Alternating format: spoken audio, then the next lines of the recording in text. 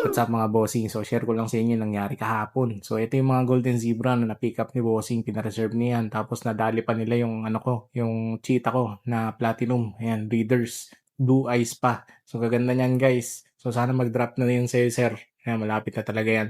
And then meron tayong update guys sa fish hub natin dito sa extension. Nagpakabit tayo ng ilaw. So yung papakabit natin dito ay dalawang mahaba na LED lights lang din katulad nito ang dalawa na to. Pero dun sa magkabilang gilid para yung mga ano natin, mga tabs natin dito at saka yung rack natin sa kabilang dulo magkaroon na ng ilaw. Kasi guys, in-explain sa akin ng electrician na mas maganda yung ilaw na talagang true rated na 20 watts kaysa yung mga LED lights na ginagamit natin sa pag-fish keep.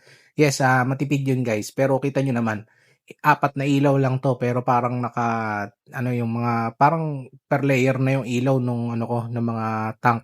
Ayan. So syempre iba pa rin yung dating no merong per layer na LED lights pero ito kita niyo naman oh. Kitang-kita ko na yung mga isda. Kahit yun lang yung ilaw lang sa taas yung meron tayo. Ayan. So ito na nga guys yung kinalabasan ng apat na LED lights natin. So kita niyo well lit Juggle Fish Hub. Ayan, so sulit na sulit yung upgrade natin ngayong araw. So maraming salamat guys and don't forget to like and subscribe and see you on our next video.